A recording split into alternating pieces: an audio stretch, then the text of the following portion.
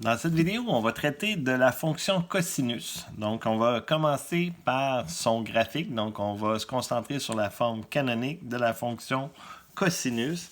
Mais assurez-vous, bien sûr, de bien comprendre la fonction sinus en premier parce que la fonction cosinus, vous allez voir, c'est très semblable. Et si vous n'avez pas compris la sinus, ben, vous n'allez pas plus comprendre celle du cosinus.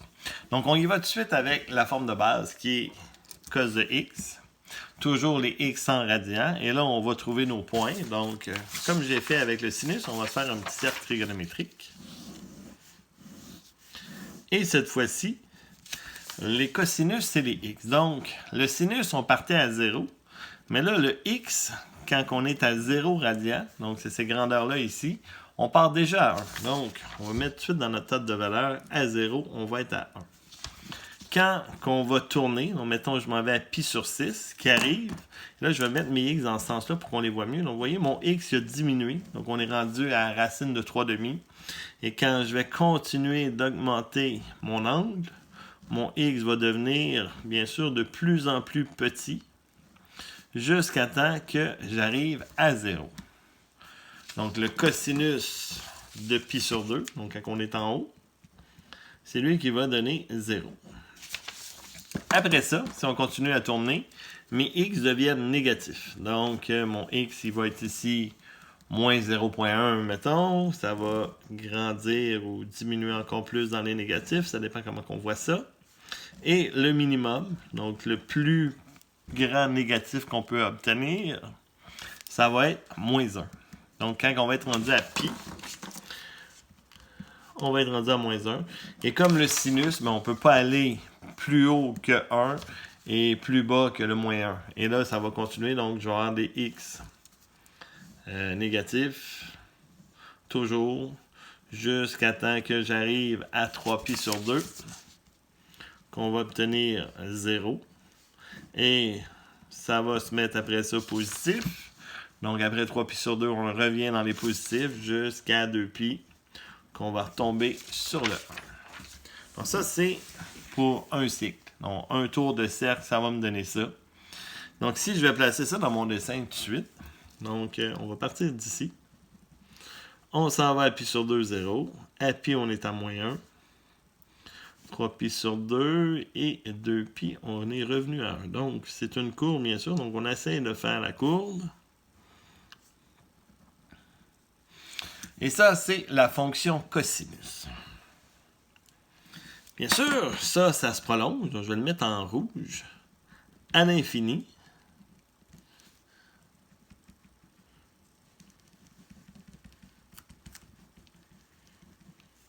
Et ça va donner très semblable à la fonction sinus. Donc, c'est une fonction qui va osciller entre moins 1 et 1. La différence, c'est que à 0, au lieu de partir à 0, 0 comme la fonction sinus qu'on avait, qui donnait un S, mais celle-là va partir au maximum et va produire le même genre de courbe. Donc, ça va osciller jusqu'au maximum encore à 2pi. Donc, mon cycle va partir du max jusqu'à l'autre. Donc, c'est comme un sinus, mais qui est comme déphasé par rapport à la fonction sinus. Donc, le cosinus est comme déphasé par rapport à la fonction sinus. Donc, c'est très semblable le principe. Donc, c'est pour ça que quand je vais prendre ma forme canonique, ben, le rôle du A, du B, du H et du K, ça va être à peu près la même chose. Donc, mon amplitude va être encore donnée par le A. Ma période... pourquoi j'ai mis une parenthèse? J'ai pas besoin de parenthèse. Donc, ma période, ça va être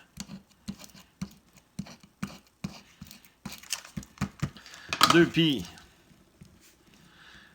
sur B. Donc, toujours en valeur absolue. Donc, la période va être influencée. Comme le sinus, quand on va le dessiner, il y a comme 4 morceaux. Donc, je vais faire le même principe de mes sauts. Divisé par 4, qui va être égal au saut. Donc, on va faire un saut de ça. La différence, donc on va l'expliquer beaucoup ici. Donc, je vais avoir mon pointillé à K. Je vais avoir mon K plus A. mon K moins A. Je vais avoir mon H. Et je vais avoir mon H plus les sauts. Etc. Donc, ma courbe, si ça avait été un sinus, je serais parti ici. Je vais le mettre à la mine, là, et on aurait fait notre S. Sauf que là, nous avons un cosinus. Donc, la différence, tout est pareil, sauf que au lieu de partir à K, on va partir au maximum. Donc, on va partir au K plus A. Et on va faire nos 4 sauts pour produire ce dessin-là. On va essayer de le faire un petit peu mieux.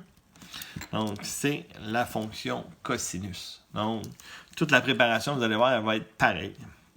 Si mon A est plus petit que 0, bien sûr, on va faire des réflexions.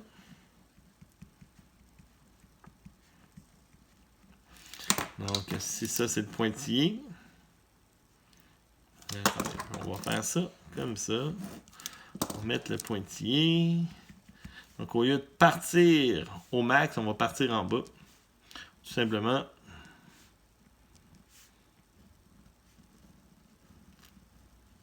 Et ça va produire ma courbe inversée. Le B, lui, qui est plus petit que 0,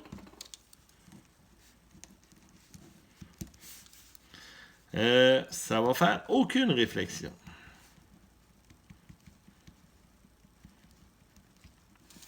Donc le A plus petit que 0, c'est facile à comprendre.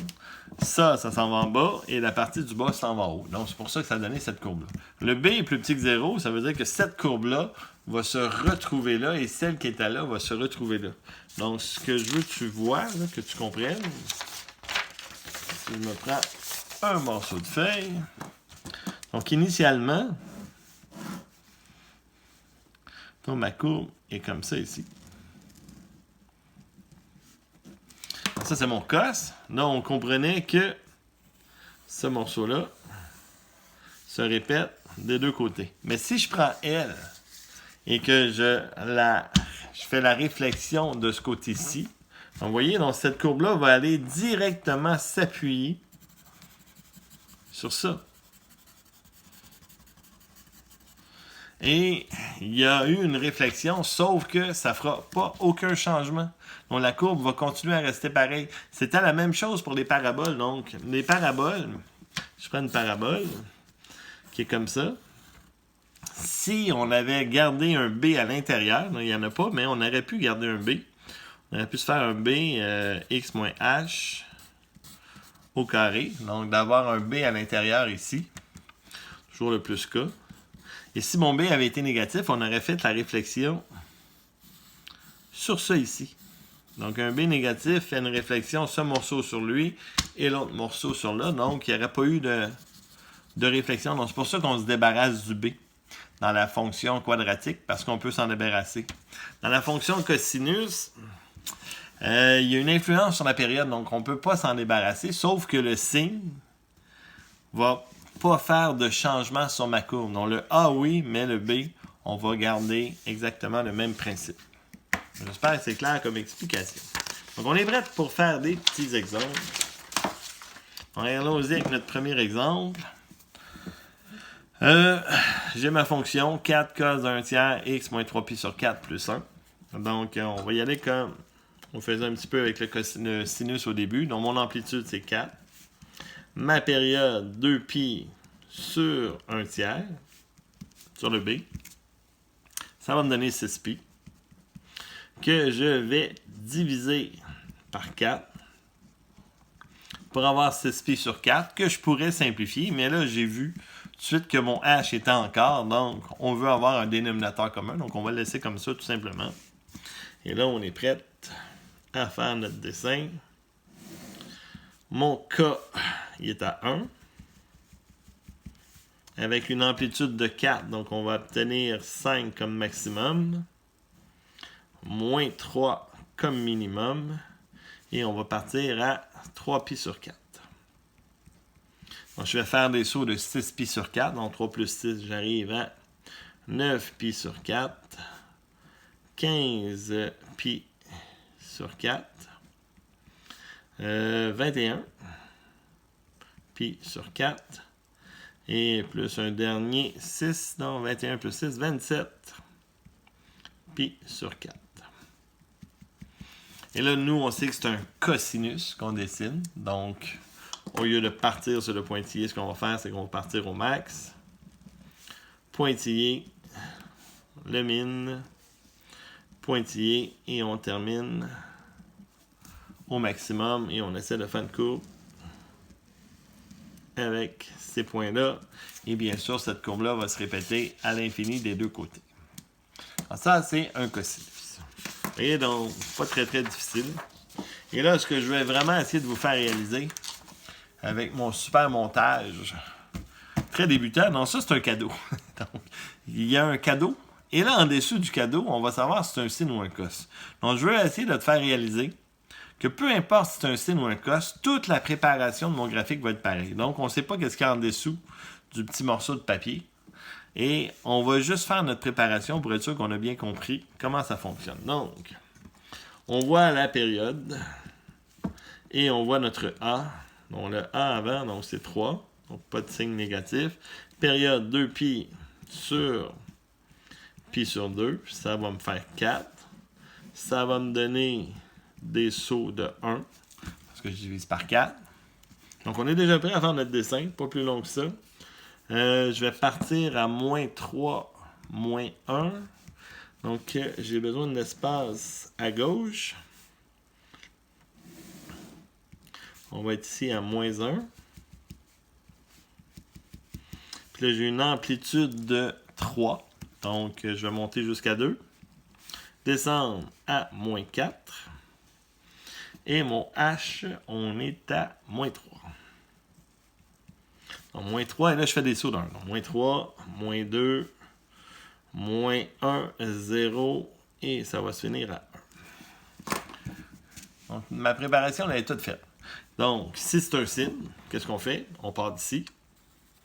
Et on dessine le sinus. Le A est négatif, donc on s'en irait vers le bas, puis ainsi de suite. Là, surprise, attention, on enlève le papier et on remarque que c'est un cosinus. Wow, quelle surprise, on s'en attendait vraiment pas. Donc, sérieusement, c'est un cos. Donc, au lieu de partir sur le pointillé, ben, je vais partir au max. Sauf que, il y a un moins. Donc, finalement, on ne partira pas au max parce qu'il y a eu une réflexion. On va partir au minimum. Donc, mon graphique va partir en bas ici. S'en aller ici. S'en va au max. Pointillé. Et on finit ça au min. Et on essaie de faire une courbe du mieux qu'on peut avec les points qu'on a obtenus. Vous voyez donc que ça soit un sin ou un cos, je vais placer ça central, ça ne change strictement rien pour la période, ça ne change rien pour l'amplitude. L'amplitude, c'est la hauteur d'une bosse, en haut, en bas. La période, c'est la longueur de mon cycle, ça ne change strictement rien. Il faut juste comprendre qu'un cosinus, ça part soit au max ou au min, et le sinus, lui, part sur le pointillé. Et le K, la valeur du K, elle non plus, n'est pas influencée par si c'est un sin ou un cos. Donc, le K, c'est le K. Et c'est le milieu toujours. Donc, celui-là, vous l'essayez tout seul. Donc, on ne sait pas si c'est un sin ou un cos. Donc, vous me faites la préparation de celui-là. Donc, il va falloir mettre ça sous forme canonique, bien sûr.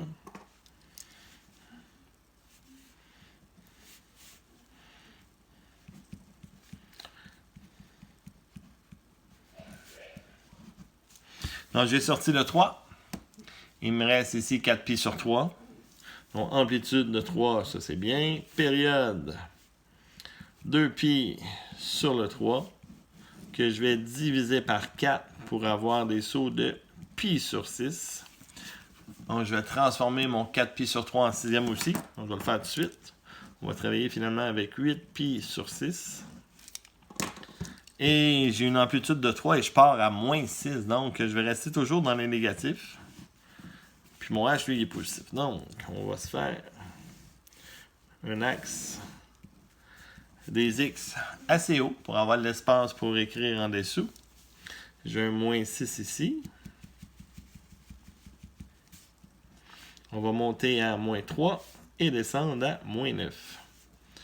Mon H, 8π sur 6. Et je fais des sauts de π sur 6. Donc 8π sur 6, 9π sur 6. Je vous l'ai déjà dit, on n'est pas obligé de les simplifier. Je les simplifie, c'est correct aussi. 11π sur 6 et finalement 12π sur 6. Ce qui vaudrait 2 quand même. Bon, ok, donc on ne sait pas encore, on n'a pas enlevé c'était quoi, c'est un sin ou un cos. Et bien sûr encore, c'est un cos, bien sûr. Donc, il n'y a pas de A ni de B négatif.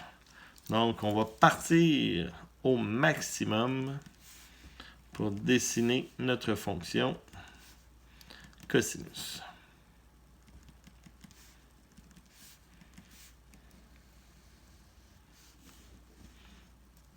Pas plus compliqué que ça pour la fonction cosinus. Je pense qu'il nous en reste un dernier. Donc, encore là, on ne sait pas qu'est-ce qui est en tour. Donc, je fais des blagues. Vraiment, je suis très drôle dans les vidéos. Vraiment beaucoup plus tough, celui-là. Là, beaucoup plus difficile. Il faut sortir le moins 3π sur 4, etc., etc. Non, bien sûr, c'est un cos. Donc, je vous le montre. Et essayez vraiment de le faire tout seul, celui-là. Là. Prenez votre temps. Faites attention aux fractions, etc., etc.